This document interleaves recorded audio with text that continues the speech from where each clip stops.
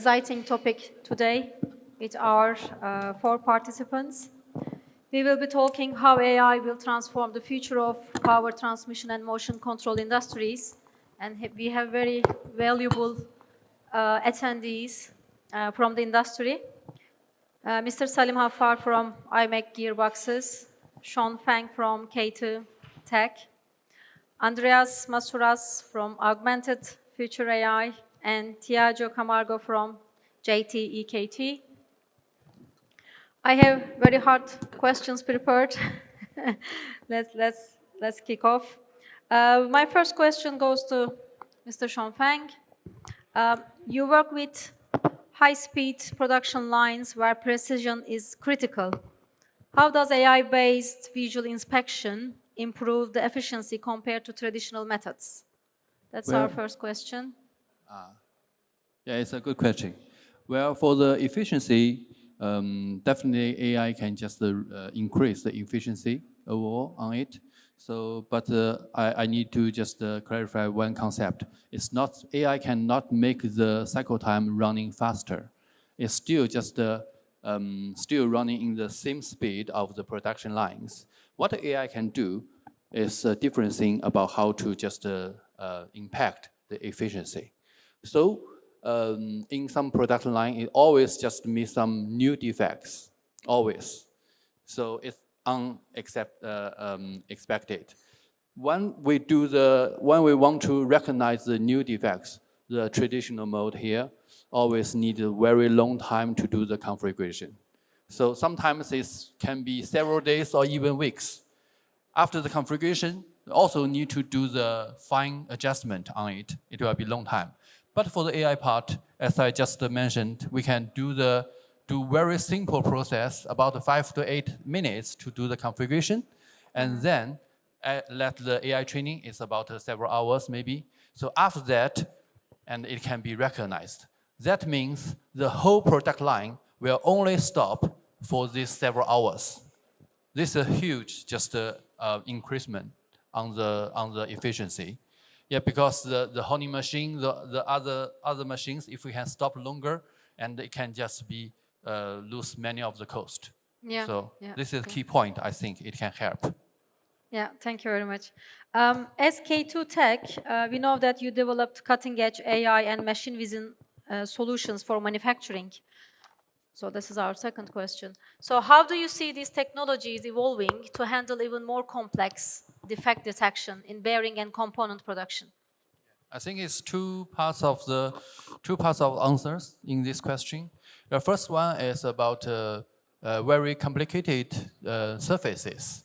I just mentioned that currently the parts have been integrated more and more than before. It's not as simple as before. It's only one surface. For example, the generation 3 hub, and it's already very high, just integrated. They have several layers of the surfaces.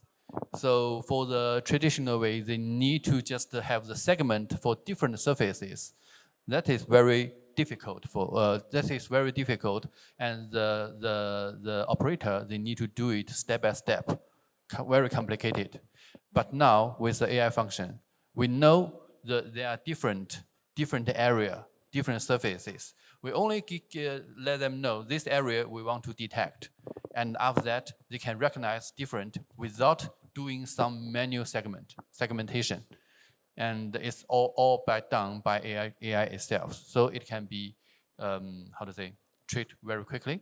So this is one part, complicated surfaces. The second part is complicated defects types. So these defect types, so traditional defect types may be scratch, maybe dent, maybe rust, maybe some missing material. It's quite simple to know. But in the grinding process, sometimes it will have some missing grinding. It will have some grinding mark. It's like it's not too different with the OK surfaces. They don't have too much difference on the grayscale. So by this, we can the AI function can do the generalization to learn the patterns of these defects very easily.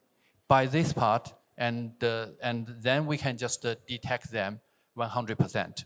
So this is how we can just treat it as a big advantage than the traditional algorithm. Yeah, thank you. Another question for you is, can you share some examples where your technology significantly reduced scrap rates or customer complaints for bearing and power transmission manufacturers? So some real examples. There are many. So I think I have some, I cannot just say which company, but sometimes, especially in the automotive industry, this happens a lot. So basically, they provide the finished part, for example, rollers or bearings, one batch to their customers, and maybe it's just a very big batch, 100,000 to 1 million parts pieces, and to them, and then the custom, even if they find one piece of the critical NG part, they will return everything. Several options: return everything, or recheck, and the supplier, manufacturer need to cover all the cost. Imagine if the custom they are in some developed country, the main cost what will be? And the third one is, okay, you can send me another batch by free, and also in some very limited time, maybe air fridge only. So this is a big custom cost. So for this part, what we just know before, and some of the customs they face this problem before, and then they found us, and we provide this machine to them, this line solution to them, and after deployment, this situation can be huge, just improved. Even as I know, this situation sometimes it never happen again. Yeah, it's very good, useful. Thank you. Thanks for sharing your experience and knowledge with us. Now we are moving on with our questions for Salim Hafar. How is AI currently used in power transmission manufacturing, especially in gearboxes, bearings, and electric motors? Well, first of all, thank you for the invitation. I will be speaking here from a manufacturer perspective. And I want to start the introduction that way. I can see that just on this panel, we have people with at least 6-7 different cultural background. And if there is one thing that is good with AI is that it's just erasing cultural boundaries. And it really helps people to be interconnected without taking into consideration the difference of language and culture and everything. So I would like to illustrate, to answer your question, using some example of what we are already doing in some of our factories, because we have different sites in Turkey and some few other plants. We use AI for, well, CNC maintenance and control. It helped our team in different places to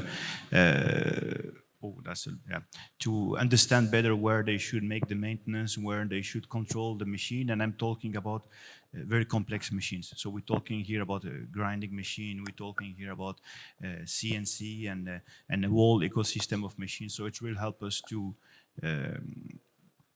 try to make either prevention and planning as well. The second thing, and that's something that was existing before AR, but we adjusted with AR, is that we have these cutting tools, distributor device in our different factories. And with AI, we manage this, and we try to adapt the stock based on the performance of the workers, based on the tasks that they are doing, based on the difficulty of the planning that they will have in the upcoming weeks or days. So we do a lot of adjustment using AI for that. And then the last point, the other example I could give is material optimization. And I'm trying to give a purely manufacturing example, is that we have a stock of bars, for example, because we do produce gears. So we use AI to select the right bar for what we are going to produce either in that day and that week. So we can either select from the material, but also from the length of the bar itself. And we can say, let's start with that one and then move with the next one based on the first what we have in our production line, but what the AI is helping us to plan in the upcoming days. So we use that as well. And then the last point that we already use and I see a lot of development is energy optimization. So we work through the whole day. So with AI, it helps us to improve or enhance the software that we had before to manage the resource before and manage energy before. So these are really the 4 or 5 different clear examples I could give about the usage of AI in power transmission and manufacturing. Yeah. This answer actually leads to the second question. Which development or potential growth do you see in AI applied to power transmission manufacturing? In terms of further development and growth, yeah. Where I see development, and where we also expect and wait for development as well for us, out of manufacturing is also the different tools and softwares that we use for design of gears. So we are expecting some, we are already witnessing, but expecting some serious development in generative design. So talking about the design of gears, optimization of gears, and that could be based and optimized based on the application, based on the working conditions. So we could mash up all of this different information together to get a better gear design. The second thing, and that was part of my last question, my last answer for the first question is carbon footprint calculation. So a lot of factories, especially factories that have site in different countries and size of different factories of different size, it's very hard for us to make all this calculation and provide all this support, because we're talking about machines that use different resource, suppliers that come from different countries. So it's very hard to manage and somehow calculate this. So I think AI could play a very useful role for us, and there could be a lot of development into carbon footprint calculation. And then the last point for us, as we do have mounting facilities in different countries, I think that AI could help us to do some workforce augmentation, so helping the workers there that work into these sub-factories, I would say, to select the right part, to maintenance the gearbox that they are producing, to also try to identify the different issues that they could have with the gearbox that they produce and everything. So I see a lot of different development in very different fields, and I think that's why AI is so interesting for us, yeah. Yes, thank you. But in terms of risks and limitations, what do you think what kind of risks and limitations applying in power and transmission industry for AI implementation? Well, I participate to a lot of different debates and panels in different countries on different subjects, and I think it most of the time brings us to the workforce again. So even if AI is a wonderful tool, I see that there is a lot of risk for our industry to somehow lose the knowledge or lose people that are able to work with mechanics, because at the end of the day, we might have some very fancy softwares used to develop the gears and everything, but at the end of the year, this is just cutted steel bathing in oil that is working together. So this is something that is very hard for software to understand, and the more we go through that, the less workers we have that are able to understand the different issues and everything. So if they start to rely too much on these softwares, we might lose all of these knowledge, know-how, and information. And the other point, because we do have gearboxes working on some very complex installations. I'm talking about petroleum platforms. I'm talking about water treatment management, waste management. We might have issues that I think the AI expert will know that better than me, but the black box decision effect. So, I mean, if we have a wrong design, who will be responsible? The engineer, the software, then who will be taking responsibility, everything. So that's also a big risk that we see now. That's why we always try to back up both. And then the last point, and unfortunately we see it more and more now with all this geopolitical risk. I think that cybersecurity is a big risk for that, because we do transfer all of our knowledge, we do pour all of our knowledge into these softwares, tools, and I see a high risk there. Yeah. Yeah. We make also ourselves more vulnerable as we impose technology. Yeah. This means more job potentials for cybersecurity people. As well, yeah. Yeah. Okay, thank you very much for your contribution. Now we are moving to Mr. Andreas Masouras. Hi. What is the easiest way for PTMC teams to start using AI today? So a very quick, easy win that can happen for pretty much any industry and any company is starting to use deep research tools. So deep research tools are free, they're easily accessible, and how to access them, you'll go to pretty much any large language model, ChatGPT, Claude, Perplexity, or Gemini. So all of them have this feature available where you click the deep research function and then you ask a question and then the AI will go away and then it will conduct a 5, 10, 20-minute deep research on the specific subject that you want. And then it will come back with a full report, which can be up to 20 pages long on a specific subject.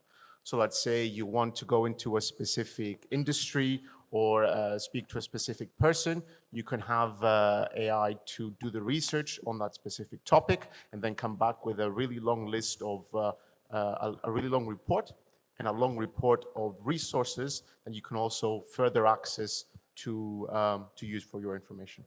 Yes, that's very impressive. What are the factors holding companies back from adopting AI? Yeah, so we at my company will provide bespoke solutions for different industries. So we see the same mistakes again and again. One of the mistakes is the companies being skeptical about the use case of AI. So what that ends up happening is that they do nothing about it. They're waiting for other people in the industry to do something. And then what happens is instead of the change being top down, it's bottom up. So people in the company are using AI tools and then putting things into the large language models that maybe they should not be, instead of the management and the top of the organization making sure that everyone is aligned and doing the same things. Another thing is the data is not available. It could be in different formats, in different locations, and they're all siloed. They don't speak to one another. So having data availability is another crucial aspect. The third one is not having somebody internally to lead this change. Obviously, it's a new area. It's a big focus on quite a lot of companies, and having somebody internally to push and lead this change is very useful when done correctly. Another thing is what we see is people want to automate everything. They think you can go, AI is this magical thing. You can click a button, and then it just will It's the bring you magic money. happens. Yeah. So a good concept to think is you need to crawl, walk, run, fly. You're not gonna do the biggest impact. You're not gonna spend. It could take you a year to build a model that might give you 10% increase on your top and bottom line, but it could take you 4 or 5 weeks to do something that takes 3%. So it's just taking the early wins and then making sure you build and have good foundations on top of that. A couple more things is they don't convey the message to their teams. Their teams are concerned of potential job loss. So I think the way I like to sort of think of it is everyone's going to be expected to do more. Instead of having a reduction in a team of 10 will probably be able to function like a team of 50 in the near future. And I think it also needs to be shifted from job loss within a company as to the company itself from potentially going out of business from not adopting AI quicker. That's very because important. if you have company A, B, C, and D adopting AI, and then you're stuck there 2 years behind everyone, you won't be able to compete. So I think that's a really crucial mind shift to shift from individual job loss to sort of a company-wide ability to compete. And then the last one is they're looking at existing tasks that they can automate instead of also looking at areas they can sort of be more opportunistic. And a good example for that is we've been very successful in deploying voice agents that will conduct interviews with employees within companies on how they can potentially improve their jobs or where they can use AI. So normally it would take dozens of hours, it would cost a lot of money, but with these voice agents, you can have the employee call the number, have conduct an interview, and everything will be automated and then put into a report that you can use to deploy specific AI agents. So this is something that wasn't available 2-3 years ago, or if it was for very large organizations and was cost prohibitive. So it's just this mind shift shifting of there's things that will be available to you that hasn't been so far, and then how do you adapt that? Yeah. With all these recent changes and your reference to the job losses as well, which areas are to be impacted most by AI in PT and MC industry? So a good way to I like to think about it. The CEO of ServiceNow said something interesting. He said that every part of every industry will be impacted. So if you think about PTMC from the beginning to the end, you have, let's say, design, manufacturing, quality assurance, and then you have sales, and then quite a bit in the middle. So obviously, these parts have specific tasks underneath them. So the way to think about it is every task can potentially be impacted. K2Tech, for example, they work within the manufacturing, the quality assurance, but a good area, for example, is sales that I have a good background on. So if we look at sales, for example, AI can help you bring more leads in, it can help you qualify them, it can help you warm them up, it can help you retarget existing leads, and then it just, every part of every every part of the PTMC will be impacted by AI, but it just depends on the different applications and then how you use it. Yeah. And considering the fact that AI can speak multiple languages, Yes, so there's that especially too. for sales, marketing, and customer support, say, Yeah. potential good employee in the future. Okay, thank you very much for your contribution. So now we will be moving to Mr. Tiago Camargo. In an industry traditionally rooted in mechanical engineering, how do you see AI transforming the way we understand and design bearings? Yes, thank you for the question. I think that AI is not here really to replace engineers. I think this is not in the near future happening, as many Silicon guys maybe have said about that. But I believe that probably some people that don't know how to use AI, they will be replaced by other people that know how to use AI. So I think this is really something happening right now. The need, some companies already recognize the need for that, right? And they are looking for people with that background, which is not really available right now. But in the end, I think AI is really a toolbox, a very powerful toolbox. So in terms of design engineering, for instance, it's a very powerful toolbox that can help engineers to find correlations. So I think that this is, AI is very good to find patterns that you could not really find just by looking at the data and making, let's say, our typical engineering approach, design of experiments, or many other types of methods, right? And this powerful tool can help you to do that. You need people that understands how to use AI to get really the benefit of it. And one thing that I've been seeing lately is that huge companies, they recognize that and they are moving toward that. So they are pushing AI, yes. But on the other hand, when I see also our industry, where we have, let's say, smaller companies, if they are not tackling the issue with AI, they will be behind.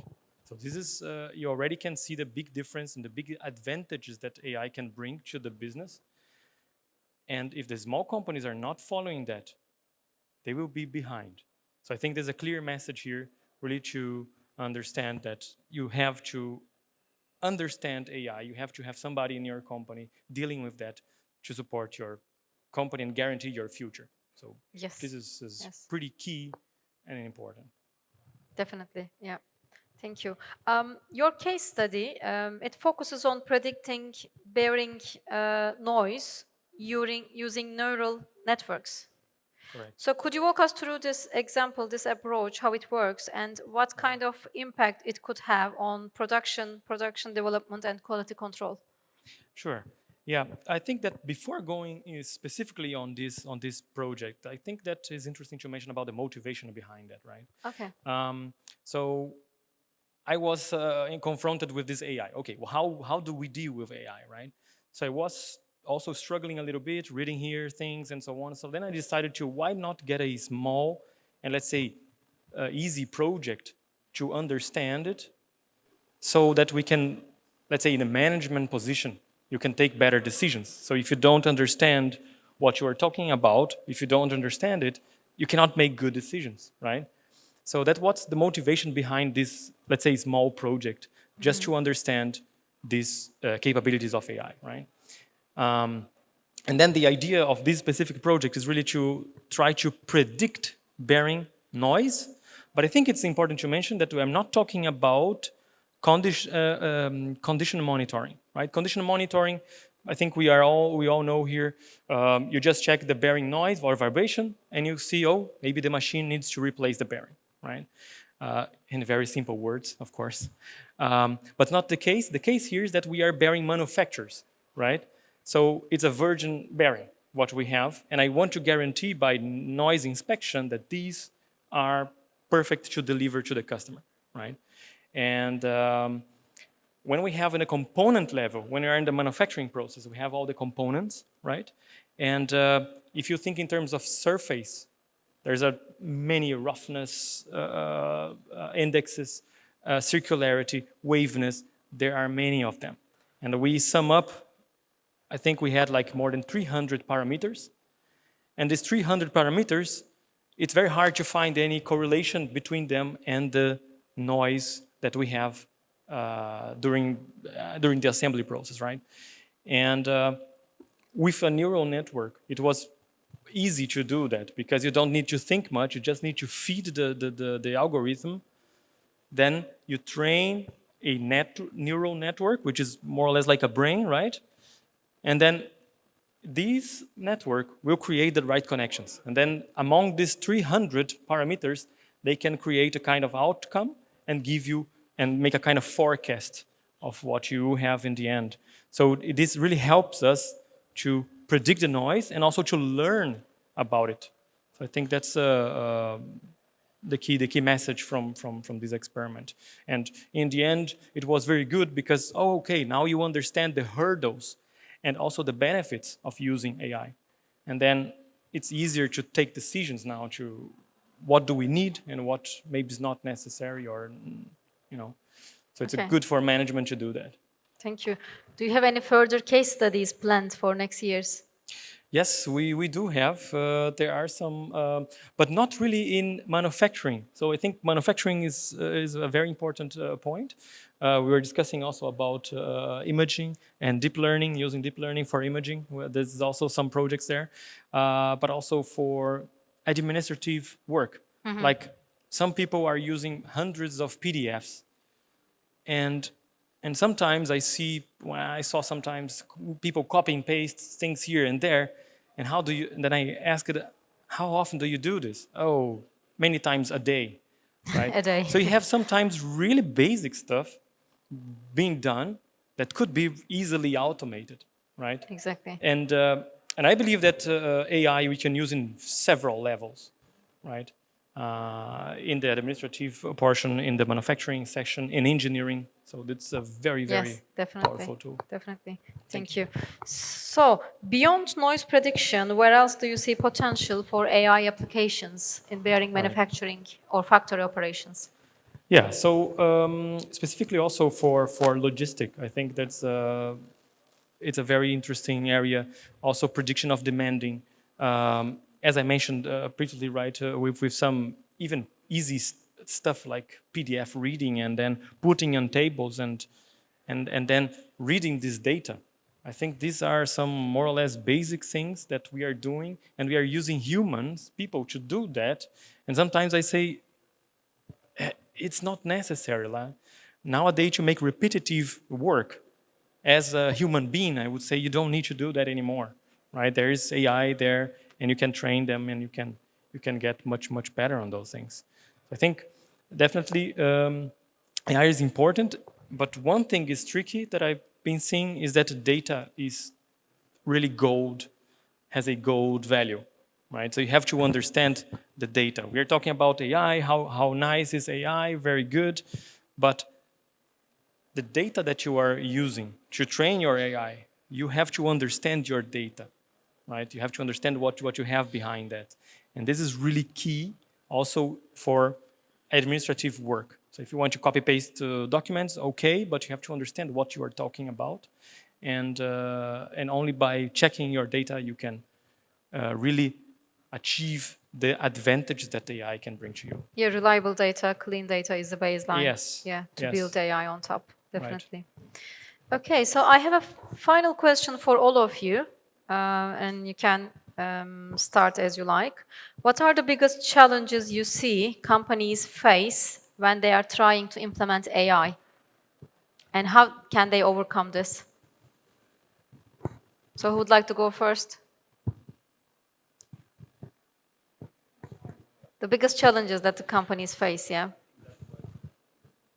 You that say that, well, actually, AI success is about having the right person able to use it, and that the risk with AI is that we will be replaced by people that know better than us how to use AI. So now I think that the challenge is to find people and experts that can understand that. So the fact that it's so new, it's and I come back to the workforce again, but it's really hard to find the right expert on that will have expertise on AI and manufacturing at the same time. So it's really a ship with the 5 legs. So I think that's the challenge for now. Otherwise, everything is, I would say, fantastic. Yeah. Thank you. Yeah. Any I think, other? Yeah, please. yeah, I totally agree with that. For definitely, this is one of the big challenges. I think to find people, and it's interesting that some in management positions you want to have. Oh, I need an expert. Yeah, where are them? We don't have, right? And I'm actually in favor to maybe try to even to encourage people that have this, you know, that they are willing to do something, and then get these guys and then train them. To offer them training, then bring them to become an expert from your industry. And actually, I think it would be a good thing to do that, because then they are expert on the business, and then they can learn AI, right?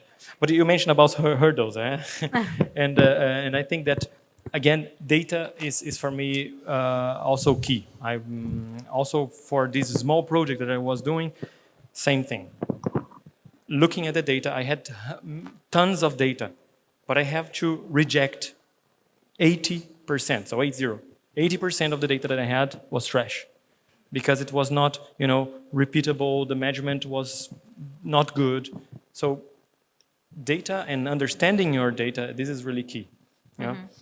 Just a funny example, I think I requested the guys to see some measurements, and then they send me a lot of paper data written by hand, and then, or sometimes scanned papers and so on. You can try to use this data, but it's really hard to do that, and even to believe that the measurement was done properly. If it's documented that way, let's consider the measurement. Yeah, exactly. So yeah, Okay. data is Thank also you. a key point. Yeah. Well, follow up from a similar previous question is, yes, not having data available or in the correct formats, not having somebody internally to sort of lead the team, not conveying the message to their team correctly about what it is they're going to do, and also not looking at different opportunities where they can use AI to do something different instead of just enhance existing functions. I think those are quite some of the biggest challenges and mistakes. Thank you. Do you have anything to add, Yeah, Sean? I think the first thing, the big challenge is how AI can really just solve the pain point, help them to solve the pain point of this manufacturing, this company. This is, I think, the first thing.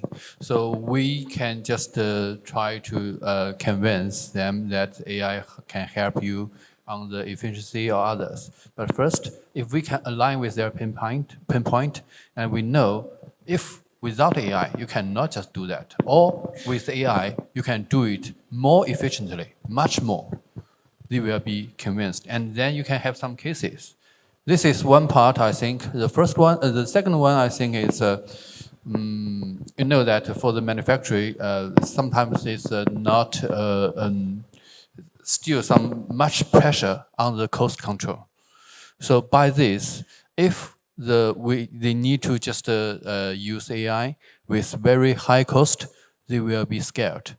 So if we can just do from some small point and can help them step by step, I think it will be a good chance for them. They can use that and use that. They have some concern if AI can help us. They have the concern, they will not move. But if we start from a small point, for example, our quality control, this part, and then they can use that with a pilot or something and can see, okay, AI really has the potential to help us. And then they can check always about the ROI. And then you can see, okay, it really can help us. The ROI is acceptable. Then we can move on and more, step by step. So in Europe, we have the smart manufacturers now, the concept, and the industry 4.0. So without AI, I don't think it can happen very soon. So I think step by step on it, we will achieve that. Yeah, Yes. thank you. Yes, thank you very much. So I would like to ask our audience now, do you have any questions on AI, on your challenges, on your process for our expert panelists?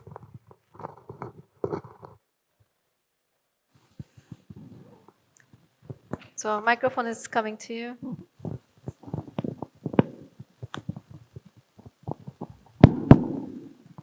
I think the biggest challenge we're seeing in our company is management wants to build tools that help the other departments. But to really build those tools properly, you need those other departments to validate the results of the tools we're building. And the adoption level is so low, and they rubber stamp it without using it. And then management comes along and tests it, and it's giving garbage answers. But the whole sales team validated it because they were afraid to use it. I think that's the biggest thing I'm trying to figure out, is how to get them to adopt it, to validate it, or figure out a way to validate it without them. If I Would may, you like to comment on that? if I may say something on this. So I've been looking at not only AI itself, but also to trying to understand how companies are adopting it, right? And you made this question, and I'm seeing, if you look at big companies, basically it's where we have information to see how they work and how they are structured, right? And they are all doing different stuff. One company, for instance, I saw that they created one separated department just to do this, to develop, they call it kind of AI lab, something like that. And what I found that worked there, maybe a suggestion maybe, was that these other departments, they were making the request. So it was a kind of training for every department. So everybody in the company knows, okay, we have AI, a lot of potential, blah, blah, very great. But then they were supposed to create some ideas to this AI lab. And this AI lab, then, okay, now we have a trouble or a problem or a project where we have to work on. And they have a target. And then, from what I understood, is that the adoption was good, right? So when the department sees the need, and then they receive this feedback, and then they can work together, then fine, right? I'm not sure how good it would be if I look at as a sales department. I'm an engineer, right? I'm from product department, product development department, right? If I go to sales, then I have, very nice, a lot of data, yes, and then I create a new tool, which I think it's great. But does the sales team want this way, or what are their concerns, right? So these are things that to think about. But maybe just one suggestion. Maybe it works, maybe not. So you are I saying hope so. that problem statement, problem definition should come from that department. Yes, yes. So they can actually own the solution and be part of the definition and Exactly. So they solution, can yeah. really. They have one example was that I remember is that they have a company and they had to always look at drawings to get a certain value. So I don't know why. I don't remember exactly why, but problem in the production. And then they call engineering department. Hey, I need the information about this part number, and they have long time to find the drawing and then upload the drawing and then read and so on. So it took a long time. And they said, "Hey, this cannot be true. That takes so much time to open a drawing and check it." So they created a tool for this department because the department was with the trouble. So it takes too long, right? And it was very good and well adopted for in this example. So maybe it's a. Thank you. Any other contributions? Yes, another thing that I would add is to have somebody internally potentially to lead this AI transition, to sort of put their name on it and to say, look, we're doing this, make sure you've done it, make sure sort of you report back to me. Conveying back to the team that, probably now, as with pretty much every company, you probably would be expected to do more, and it's not about job replacement, but enhancing your job. And then I would also add maybe some sort of incentive, either monetary or, whatever that could help them. But yeah, that'll be just a few solutions just off the top of my head. Thank you. Any other questions? Or experience that you would like to share from your learnings experience as company? Okay, I think that's it then. Thank you very much for joining. It was very insightful. Pleasure. Thank you. Thank you. Thank you. We'll have another panel starting in 5 minutes on how to smart small manufacturing units in a new country and scale. So we will be back to the stage in 5 minutes. Thank you.